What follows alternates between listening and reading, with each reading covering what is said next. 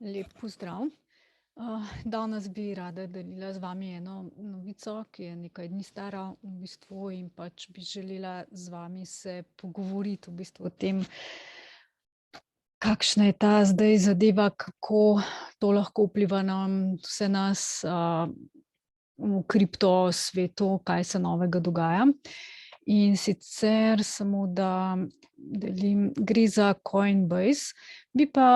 Bi pa prosila to, da, ne vzamete to kot finančni nasvet, ker, se s tem ne ukvarjam, ampak želim samo deliti novico in da se sami odločite, kaj je za vas v redu, pa kaj ni v redu, pa naredite tudi svoje raziskave. Zdaj govorim o Coinbasu in podobnih centraliziranih sistemih to so, zapornice med fiat sistemom pa med kriptovalutami, a ne, med kriptosistemom, blockchainom. Kaj zapornica pomeni? To pomeni, da če imate vi recimo evro ali dolar ali rubelj ali karkoli drugega v fiat valuti, to so tradicionalni denarji, tradicionalne valute. Potem, če želite kupiti recimo bitcoin, Ethereum, Hex ali ali ostale kriptovalute, tudi recimo, ne vem, Shiba Inu, ki je zelo popularen. Če želite to kupiti, potrebujete pač neki prehod, neko zapornico med fiat sistemom, tradicionalnim, in pa med kriptovalutami, a ne. Zdaj, ljudje se največ uporabljajo centralizirane sisteme. Centralizirane zapornice so Coinbase, potem recimo Kraken, te so največje, Coinbase je največji, tudi, Binance je ogromen, a ne. Zdaj, kaj pomeni centralizirano? To pomeni, da ko vi se vpišete na to borzo, to so pač kriptoborze, Kraken je tudi banka, v bistvu navadna banka je postala, kripto in navadna banka. Tako da ko se vi vpišete tja gor, najprej vas seveda z vsemi možnimi variantami preverijo, kdo ste, kaj ste, in lahko vam odobrijo račun ali pa tudi ne.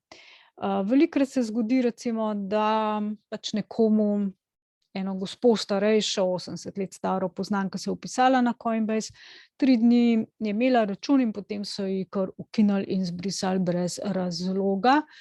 Pa vem, da ni kriminalka ali karkoli, da bi se s čimerkoli, pa bog ne daj hekart pri 80, nekdo, ki res nič ne ve o teh stvareh, tako da ni bilo razloga, zakaj so ji zbrisali račun, a ne.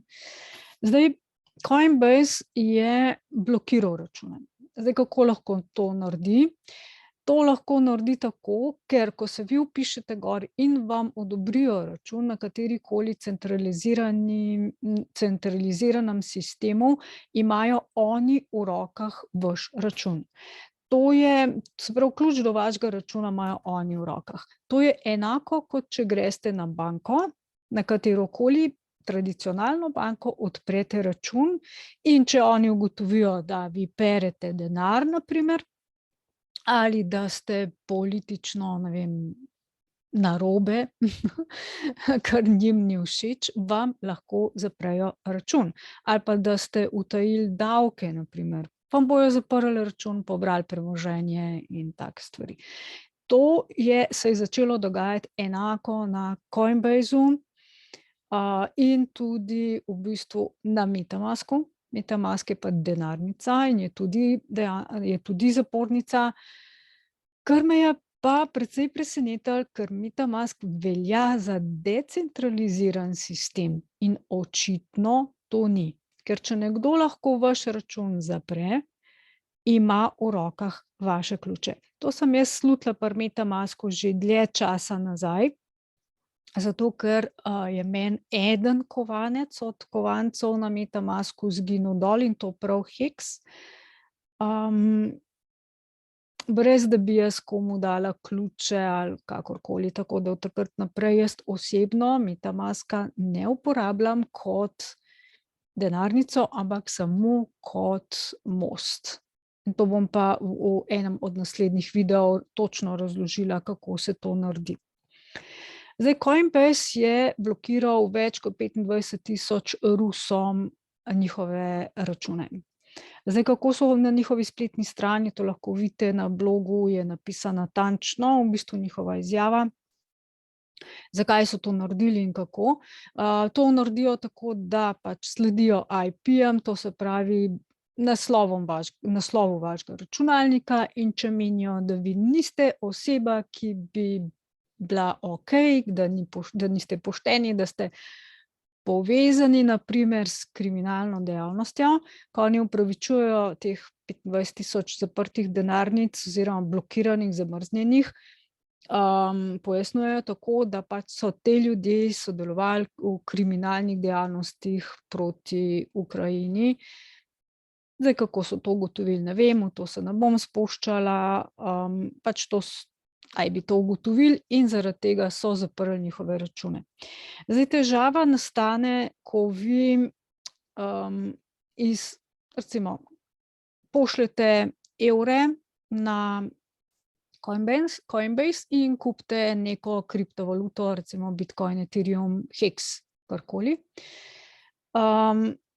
In potem, ne vem, pač nekaj delate, zaslužite in potem pošljete nazaj, se pravi, pretvorite Bitcoin spet nazaj v evre in si pošljete na svoj tradicionalen bančni račun, katerikoli ga pač že imate.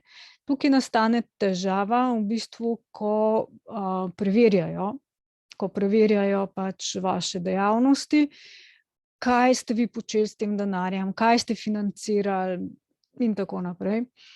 In se lahko odločijo, da ste kriminalec in vam pač te stvari odvzamejo, zaprejo, kakorkoli, ne. To je v bistvu samo vaš razmislek. Zdaj, kaj je pa rešitev? Da moje osebno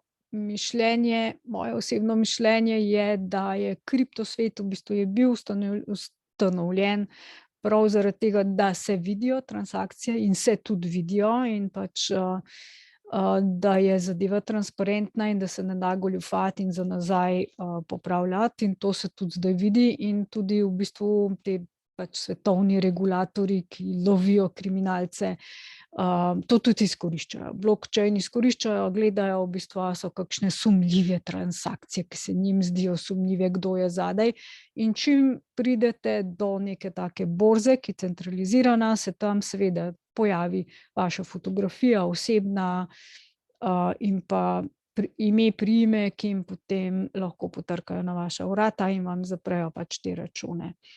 Zdaj, jaz ne vem, a to zapirajo pač res kriminalcem, s tem bi se tudi jaz strinjala, pač nikakor ne odobravam nobenega kriminalnega dejanja. Če pa zapirajo to tudi navadnim, običajnim ljudem, kot je bila ta gospa, 80 let stara, ki jo poznam, potem se mi zdi to neumno, nefer, nepošteno. In se v bistvu nekateri pravijo, da so zaprli te denarnice tudi običajnim državljanom Rusije. S tem pa se jaz osebno ne strinjamo, ne. Se mi ne zdi prav. Zdaj, kaj je rešitev? Rešitev je v bistvu, da se ne uporablja evro-dolar sistem, se pravi, ko greste enkrat v kriptosvet, da uporabljate kriptovalute, ne greste več nazaj v evro ali pa v dolar.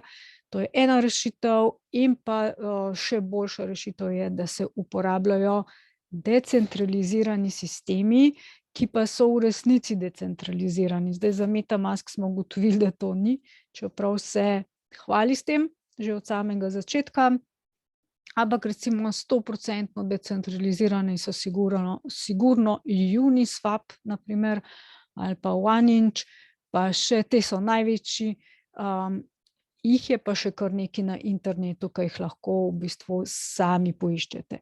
V primeru, da vam karkoli ni jasno, da bi želeli, da jaz to raziščem in vam povem, ali je ali ni to res decentralizirano, ko recimo edini decentraliziran sistem, finančni sistem, ki ga jaz danes poznam, je dejansko Hex. To je za mene edini decentraliziran sistem. Tudi Ethereum, tudi Bitcoin za mene niso decentralizirani, ker so zadaj ljudje, ki upravljajo s tem in odločajo, kaj se bo s temi sistemi pač dogajalo, in ne dogajajo se prav luštne stvari. Ravno zdaj v teh dneh sprejema Evropska unija zakon, ki bi znal biti, da bo začel veljati, da bodo prepovedali uporabo kriptovalut, ki uporabljajo sistem proof of work, to sta pa Bitcoin pa Ethereum, medtem ko Hex v to ne pride v upoštev, ker je proof of stake. O tem bom pa več govorila v live stream v živo, na katerega vas bom povabila, da se mi pridružite in da mi postavite vprašanja, lahko mi vprašanje tudi že prej pošljete.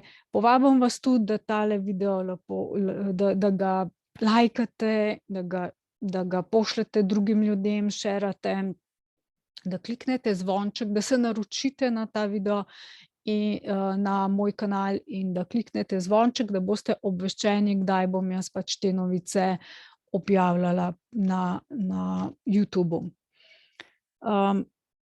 So srečo v bistvu vsem, pač razmislite, kaj tisti, ki imate na centraliziranih sistemih svoj denar in pa kriptovalute, kaj boste s tem naredili. Dobro razmislite, dobro raziščite, preden v bistvu začenjajo zapirati denarnice, kot recimo, če bo Evropska unija res sprejela to, da bo prepovedala proof of work, potem tisti, ki smo v Evropski uniji na centraliziranih sistemih, ne bomo mogli več kupiti in prodati Bitcoina, Ethereuma in vse, kar je na to vezano. Lep pozdrav, fajn se imejte, v bistvu razmišljajte, delajte na sebi, uživajte in pa se vidimo v naslednjem videu. Čau, čau.